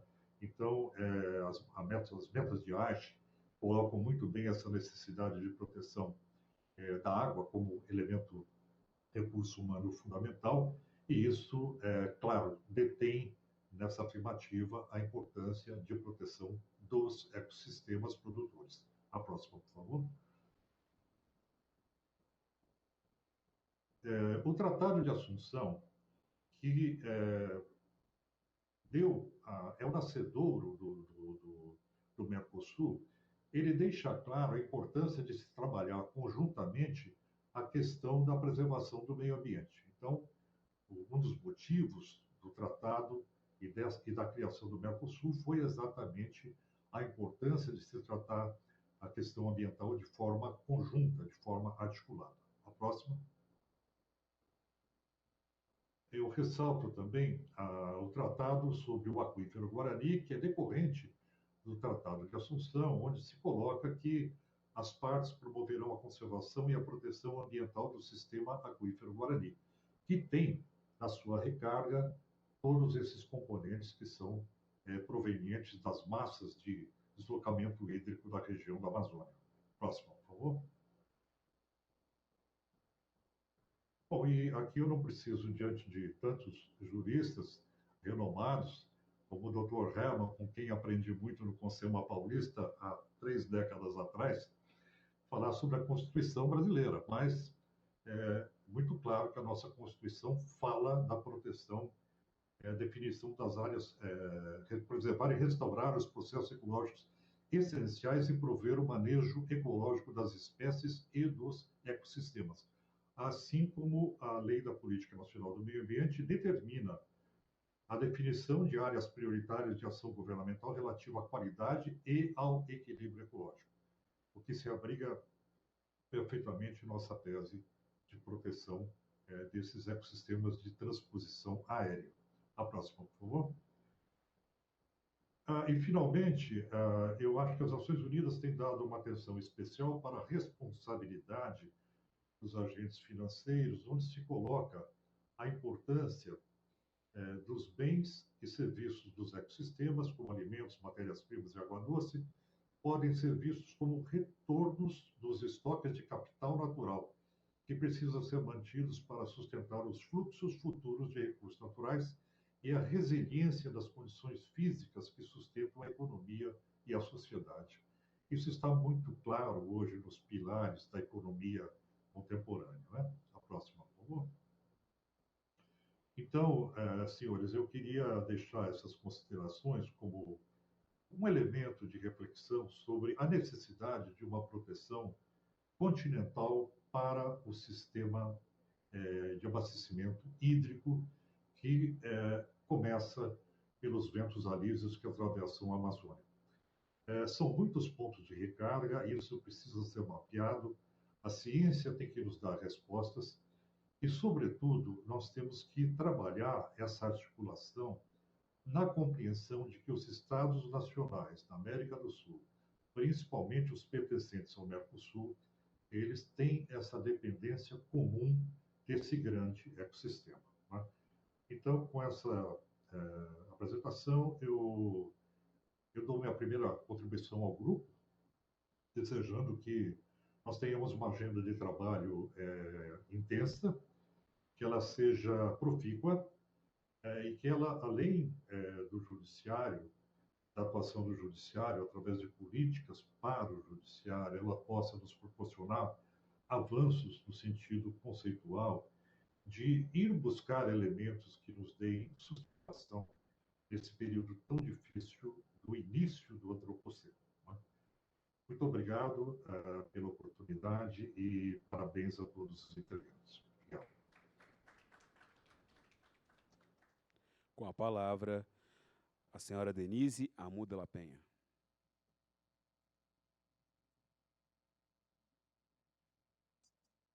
Boa noite a todos e a todas. Ministro Luiz Fux, é uma honra e um privilégio ter sido convidada para integrar o Observatório do Meio Ambiente. Gostaria aqui de ser breve, já estamos assim já com a hora, já estamos quase 20 para as 9, mas eu gostaria de colocar alguns pontos por que esse Observatório do Meio Ambiente do CNJ tem sido, como alguns já que me antecederam, tão comentado ultimamente, né? Eu recebi inúmeras chamadas de pessoas, entidades entusiasmadas com essa iniciativa, mas, na verdade, eu acho que, no fundo, nós estamos com saudades de trabalhar em colegiados, né? Eu acho que nós estamos com saudade de sentarmos com instituições diferentes, com opiniões diversas, e ter condições da gente ter conversas respeitosas, informadas, e haver essa troca tão importante que é quando a gente compartilha opiniões e também aprende muito e traz novas perspectivas.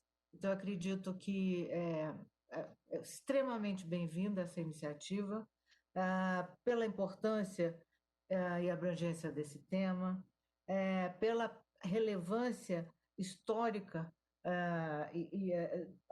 do Brasil como país mega diverso. Nós somos número 1, né? Sempre fomos, sempre tivemos muito orgulho, não apenas da biodiversidade que detemos, mas do potencial de tudo que podemos realizar, do território enorme e variado, ameaçado, sim, mas riquíssimo ainda, onde a gente pode identificar que eu acho que a transformação, a bioeconomia, o desenvolvimento sustentável vai acontecer num território como o do Brasil. Eu não acredito que soluções de sustentabilidade possam acontecer em outras áreas do globo. Eu acredito que o Brasil sempre foi um palco enorme de enormes oportunidades. Haja visto que a gente tem essa diversidade toda, como o próprio Sebastião Salgado falou há pouco. Vamos de indústria de ponta até índios não contactados, né? Mais de 300 grupos de índios não contactados no Brasil. Então, a gente pode realmente escolher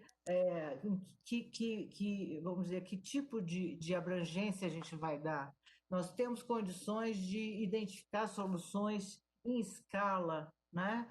Com foco também.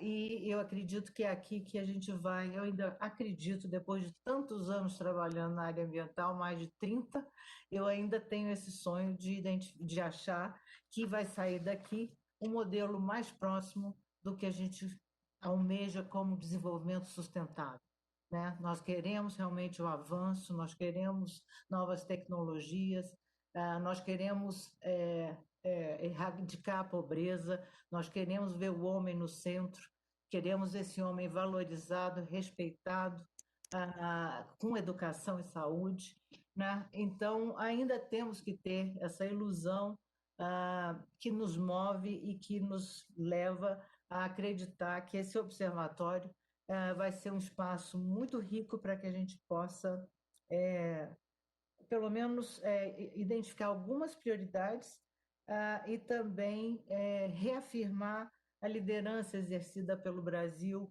ao longo desses últimos anos, né, na área ambiental. Nós, das Nações Unidas, a gente sempre teve muito orgulho pela Conferência do Rio, a Rio+20, né, e de todas as outras convenções, as convenções do Rio, que nasceram aqui, e sempre tivemos uma liderança importante, como se fosse um farol para que a gente pudesse avançar nessa área de meio ambiente. Eu concordo com os meus colegas, de companheiros, já posso chamar assim, de colegiado, que a Amazônia realmente seria importantíssimo ser o nosso território principal, que não é pouco. E eu acho também que esse olhar que o ministro Herman colocou, do olhar para dentro e para fora, né, a gente também pode explorar muito isso, porque a capilaridade que a justiça brasileira tem é extraordinária, né? E é fundamental para que a gente possa realmente fazer uso, ou melhor dizer, otimizar a existência dessa capilaridade que nós temos no Brasil, para que a gente possa realmente avançar a nossa proposta. Queria comentar que, a partir do ano que vem, nós vamos ter a década da restauração dos ecossistemas, né? Que começa a partir de 1º de janeiro, e eu acho que essa década também poderia ser um grande gancho para que a gente possa fazer alguns approaches de planos de trabalho para esse grupo, mesmo porque é uma agenda positiva, é uma agenda que a gente vai trabalhar não só com restauração de ecossistemas de florestas, mas de manguezais, de oceanos. Quer dizer, tem uma série de alternativas que a gente pode endereçar do ponto de vista do positivo, porque estamos trabalhando muito mais no passivo do que no ativo, e esse é um grande ativo. E queria só deixar como uma lembrança que 2022, que 21 já está ali, nós vamos ter a Conferência de Estocolmo +50, né? Que nós vamos celebrar os 50 anos da Conferência de Estocolmo, aquela que foi o início de tudo, né? Então, eu acredito que é importante esse observatório também ser levado como uma experiência importante no país da escala e do tamanho, de todos os desafios que se impõem ao Brasil, para que a gente possa chegar no Estocolmo +50 com novas ideias, novas experiências e programas, E nós também, do ponto de vista de PNUMA, Programa das Nações Unidas para o Meio Ambiente, celebraremos 50 anos, vez que fomos criados na Conferência de Estocolmo. Então, nós teremos em 2022 uma série de, vamos dizer, momentos importantes de encontros que podem, vamos dizer, valorizar um pouco desse trabalho. Então, gostaria de agradecer, desejar que nós tenhamos muito sucesso e que tenhamos foco, né? Porque senão a gente não vai conseguir, ao fim do dia, identificar tangibilidade nas coisas que nós podemos alcançar. Eu queria agradecer e me colocar à disposição para os trabalhos que juntos desenvolveremos. Muito obrigada.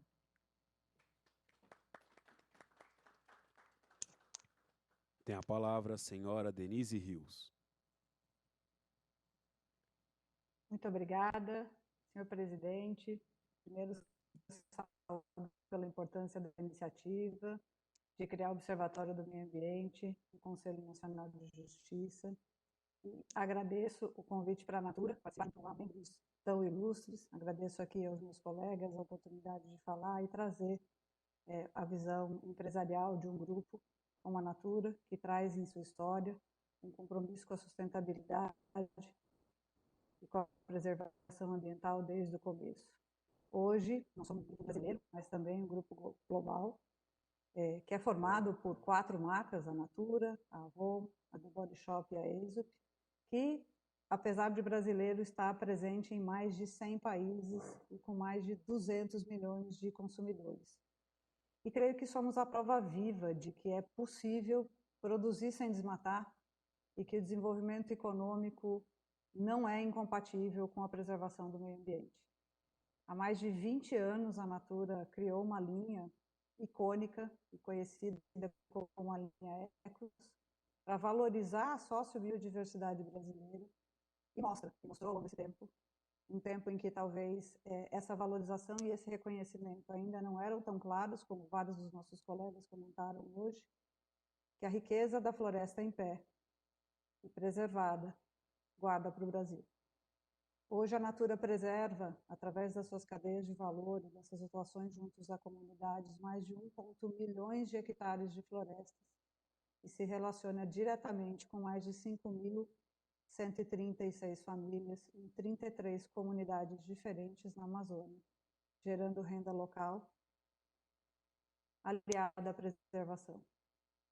E olhando para o futuro, e ciente dessa necessidade de ampliar os nossos esforços da preservação do meio ambiente e também da vida, esse ano o grupo, agora conhecido como Natura & Co, lançou uma visão 2030, que se intitula Um Compromisso com a Vida, porque essa é a expansão dos nossos compromissos e uma ampliação do horizonte de atuação e da experiência da Natura, com metas concretas, mensuráveis, baseadas em ciência, e que tem uma parte importante dedicada à Amazônia, e que está dividido em 3 partes, e que entendemos que pode ser, através do compartilhamento daquilo, de toda a experiência e de todo o processo desenvolvido ao longo desses anos, principalmente na Amazônia, uma contribuição para modelos empresariais e atuações coletivas que podem traduzir de forma concreta tanto o enfrentamento aos desafios que a gente tem nesse bioma, mas há uma série de modelos que se tornam mensuráveis, viáveis, e que do qual podemos e gostaríamos muito de compartilhar aqui e fazer parte desse desenho de futuro. Dividido em 3 partes, esse compromisso fala, em primeiro lugar, em enfrentar a crise climática e proteger a Amazônia, sem a qual o enfrentamento da crise climática se torna praticamente impossível, e tem como principais metas zerar as nossas emissões líquidas de gases de efeito estufa e atuar para zerar o desmatamento na Amazônia. Lembrando daqueles primeiros dados que eu trouxe aqui, compartilhando com os senhores, os nossos compromissos diretos passam em praticamente dobrar a quantidade de hectares de florestas preservados diretamente e dobrar as nossas comunidades de atuação, aumentando a nossa renda local, usando tecnologia e conhecimento dos mais de 250 pesquisadores dos nossos centros de atuação, parceria com as universidades locais para, usando ciência e inovação, ajudar a preservar os ativos da biodiversidade, ao mesmo tempo gerando regeneração e nova bioeconomia, do que a gente chama floresta em pé. Além disso, trabalhar para defender os direitos humanos e sermos cada vez mais humanos, apoiando diretamente essas comunidades agroextrativistas com renda, educação e saúde, e sermos totalmente intolerantes com quaisquer violações dos direitos humanos em toda a cadeia, não só nessas, e garantindo esse compromisso, inclusive para todo o grupo. Hoje, os nossos estudos e trabalhos mostram que para cada R$1 de atividade que a gente tem, inclusive considerando os nossos trabalhos com repartição de benefícios, gera em renda e em benefícios de educação, saúde e cidadania quase que R$33 em benefícios nas nossas comunidades. E o terceiro compromisso, fala em cada vez mais abraçar a circularidade, a biodegradabilidade e a regeneração, os nossos modelos circulares, com o uso de 95% no mínimo de ingredientes renováveis e formas biodegradáveis até 2030, nas 4 marcas do grupo, fechando assim o ciclo, que faz com que o nosso compromisso empresarial se some cada vez mais aos compromissos da Agenda 2030, aos compromissos de Brasil, e cada vez mais tratem esse bioma como uma fonte de inovação, uma fonte de prosperidade e uma fonte de uma nova visão para a nova economia que a gente traz aqui. Eu trago aqui a atuação da Natura porque, como empresa, nós acreditamos que em soluções individuais, nós não acreditamos em soluções individuais, e especialmente para questões complexas como sustentabilidade e a Amazônia. Privilegiamos sempre a atuação em rede, estimulamos os nossos mais de 40 mil colaboradores, 6 milhões de consultores, inúmeros parceiros, além de fornecedores, a se engajarem nas causas e a multiplicarem os esforços de preservação do meio ambiente. A atuação desse observatório é fundamental para o sucesso de qualquer estratégia de fomento à preservação do meio ambiente e regeneração e estímulo a uma sociedade sustentável. Mudanças são sempre desafiadoras e, cada vez mais, mudar a essência de uma sociedade hoje baseada na destruição do meio ambiente implica, em alguns momentos, em conflitos e na mudança de paradigma. Por vezes, o Poder Judiciário e será chamado a mediar aparentes conflitos entre preservação ambiental e desenvolvimento econômico, que muitas vezes vivemos, entre um direito individual imediato e um direito a todos a um planeta saudável. Digo aparentes porque é possível produzir sem desmatar, crescer sem destruir e desenvolver preservando. O seleto grupo que compõe esse observatório, e mais uma vez parabenizo a iniciativa e pela seleção dos meus pares, a quem muito me honra fazer parte, poderá apoiar o Conselho e oferecer o repertório e a tranquilidade para podermos todos contribuir com um Brasil mais sustentável. Agradeço imensamente a escolha da Natura para fazer parte desse grupo, o compartilhamento e a oportunidade de termos aqui essas pessoas, e me coloco à inteira disposição para construir junto com esse grupo. Muito obrigado por essa oportunidade.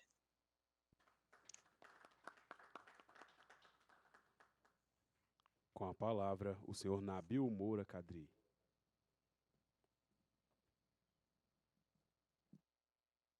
Senhor presidente, ministro Luiz Fux, gostaria primeiramente de agradecer o convite para que o BNDES pudesse se representar na minha figura no Observatório do Meio Ambiente.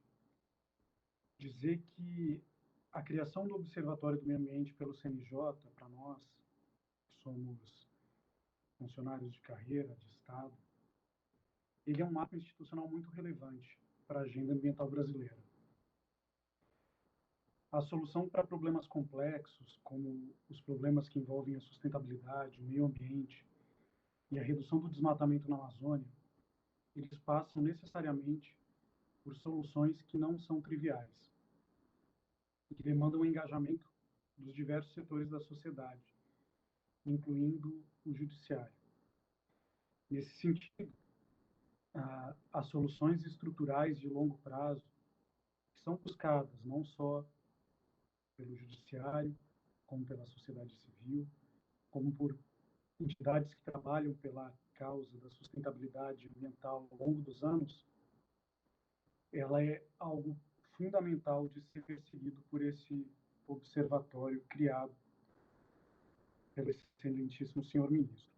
Gostaria de parabenizar e cumprimentar os demais conselheiros, na figura da conselheira Ivana Farina.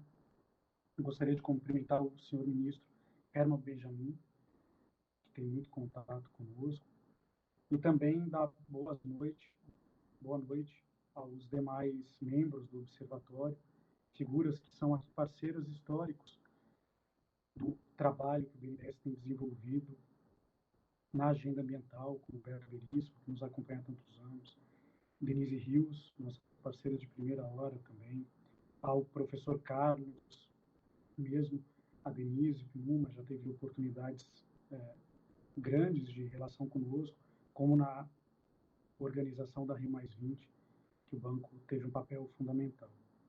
A agenda ambiental de sustentabilidade no banco é uma agenda já de longa data. Nós tivemos nossa unidade de meio ambiente, a qual hoje eu tenho esse privilégio de conduzir, há mais de 30 anos. A unidade de meio ambiente do BNDES foi criada antes mesmo da Rio 92, com um certo pioneirismo dentro das instituições financeiras. E ao longo dessas décadas, diversas ações e mesmo mandatos foram conferidos ao banco, como o mandato da criação e da formulação do Fundo Amazônia, do Fundo Clima e do Fundo Nacional de Repartição de Benefícios. Como os demais membros do observatório já ressaltaram, o Brasil é uma potência ambiental, não só pela sua riqueza da biodiversidade, mas também por outros fatores, também históricos e de construção coletiva da nossa sociedade, como a existência de uma matriz energética extremamente limpa, baseada em energias não poluidoras. Temos esse ativo, uma costa e uma riqueza, não só das águas fluviais, conforme o professor Carlos trouxe, mas também uma riqueza marinha inestimável. Nós temos um desafio que não é pequeno, que é o de contribuir para que o judiciário possa, nessa jornada, ser um ator fundamental no processo de condução de ações que resultem na diminuição do desmatamento e principalmente da pressão do desmatamento na Amazônia Legal. Aqui o BNDES vem contribuir com a sua experiência dos últimos 12 anos na gestão do Fundo Amazônia. O Fundo Amazônia ele é resultado da redução drástica do desmatamento brasileiro na Amazônia de 2004 a 2008, principalmente, quando houve uma queda bastante significativa dos patamares de desmatamento observados à época. E nesses 12 anos de existência do fundo, nós tivemos a oportunidade de estar presente não só no território, com os nossos técnicos, com a nossa participação efetiva, mas também em melhorias institucionais relevantes para a política pública brasileira de redução do desmatamento, como a melhoria dos sistemas de detecção de desmatamento, com apoios bastante relevantes ao próprio Amazon, ao INPE, ao Sensipan, aos projetos de fortalecimento dos corpos de bombeiros estaduais, que foram responsáveis pela identificação e a redução de casos de incêndios em mais de 20 mil focos de incêndios evitados em função dos projetos apoiados pelo fundo.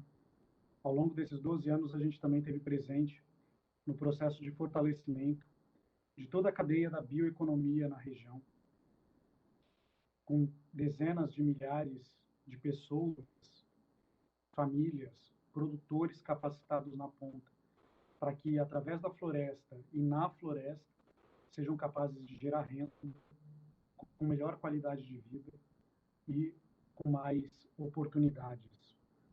Nós tivemos também a feliz oportunidade de estar presente no processo de consolidação das áreas de conservação, como apresentadas pelo nosso querido Sebastião Salgado.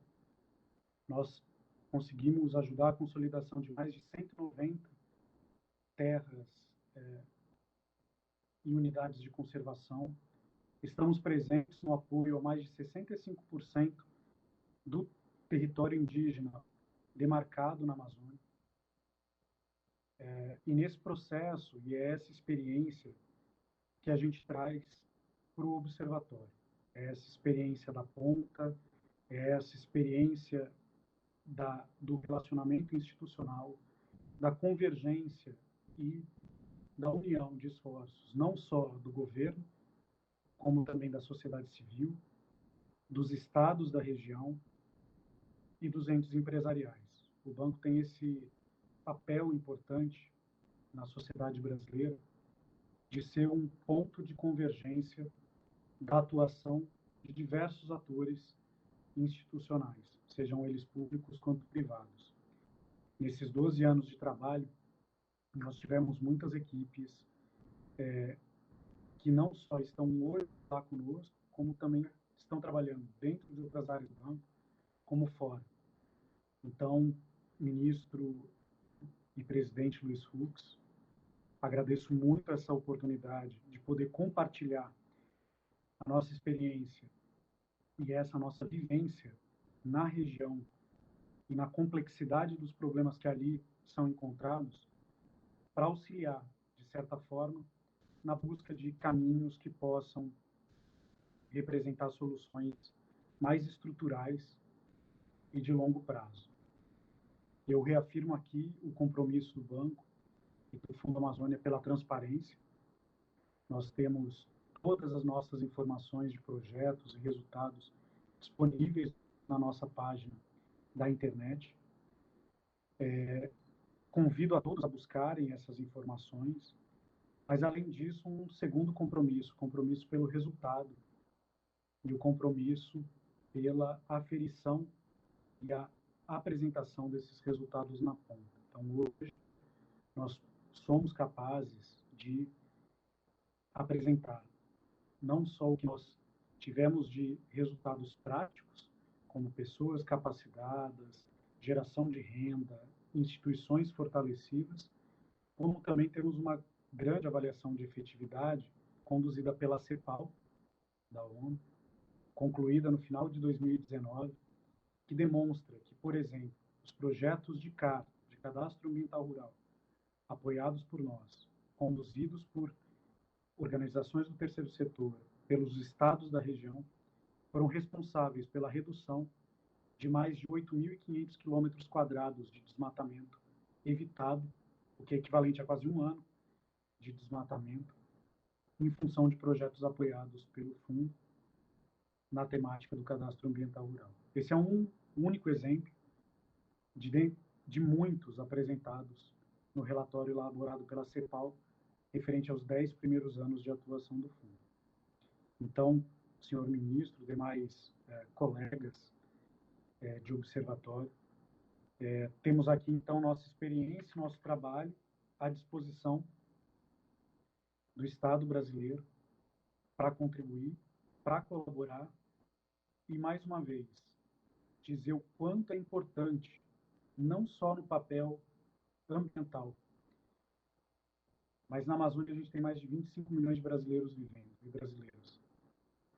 Uma vez que a gente acabe com o desmatamento, diminui essa pressão, outros problemas irão aflorar. E muitos problemas relacionados à cidadania, à pobreza, à miséria, que são totalmente vinculados à atuação do CNJ e da Justiça, para garantir a essa população que o fim das questões mais complexas ambientais e de sustentabilidade da região também vai significar um aumento de cidadania, uma inserção nos direitos, uma inserção numa vida mais cidadã. E esse é um papel fundamental do CNJ, de buscar e contribuir para que não só a agenda ambiental na região avance, mas que a agenda de direitos e social também tenha o seu espaço. Isso é algo que também nos preocupa bastante. Tenho certeza que nas próximas reuniões a gente terá a oportunidade de avançar em algumas questões mais práticas ou sugestões de trabalho mais específicas, como, por exemplo, a atuação irrestrita do CNJ na articulação, por exemplo, de cartórios regionais para um tema tão difícil e espinhoso quanto da regularização fundiária. A gente sabe o papel do CNJ em relação a essa temática, que é fundamental para garantir um direito que também traz responsabilidades e deveres para aqueles que estão ali na região sediados, sejam propriedades privadas ou propriedades que precisarão ser regularizadas.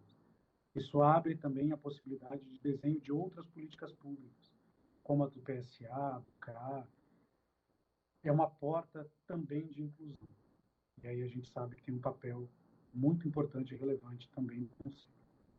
Então, trago essas primeiras contribuições, esses primeiros pontos iniciais. Nos colocamos totalmente à disposição. Agradecer ao secretário Marcos também pela interação e o convite. E trago aqui também os cumprimentos do nosso presidente Gustavo Montesano, que já teve a oportunidade de se reunir com o senhor presidente ministro Luiz Fux e dizer da prioridade que essa agenda tem hoje institucionalmente dentro do banco. Então, agradeço mais uma vez, espero ter colaborado nessa primeira reunião com algumas questões que a nós são muito caras. Obrigado, senhor ministro. Senhoras e senhores, neste momento, para o uso da palavra, o membro nato do Observatório, Dr. Marcos Lívio Gomes.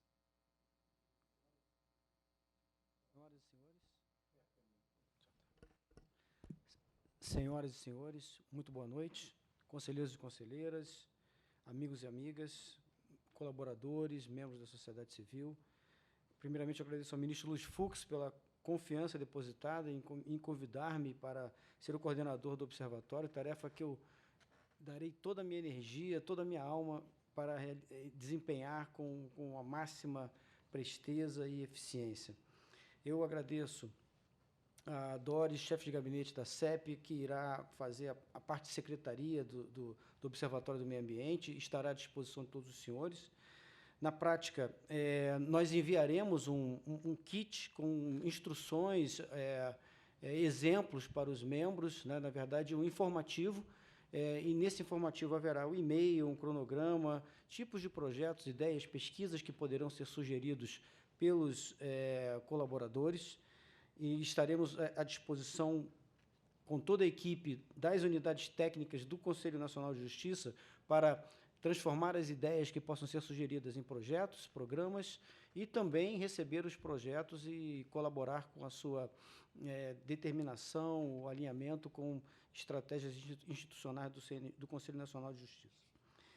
Nós teremos, muito em breve, a publicação do sumário executivo do primeiro seminário internacional do Brasil e União Europeia, vai ser publicado amanhã, onde as conclusões dos períodos internacionais vão em linha com o que foi falado aqui, e nós teremos já avançado um pouco mais, e também temos a ser apresentado à presidência do Conselho Nacional de Justiça a sugestão da conselheira Maria Tereza Willi sobre a criação de uma meta nacional para os crimes ambientais para todo o judiciário. Analisaremos essa meta e encaminharei ao presidente Fux ainda nessa semana para que ela seja avaliada e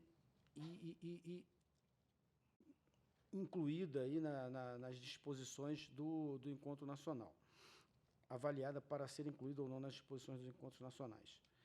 Com isso, eu encerro aqui a minha pequena participação. Agradeço a presença de todos. Muito obrigado. Senhoras e senhores, agradecemos os pronunciamentos realizados e, com a devida autorização, declaramos encerrada a primeira reunião de trabalho do Grupo do Observatório do Meio Ambiente do Poder Judiciário. Tenham todos uma boa noite.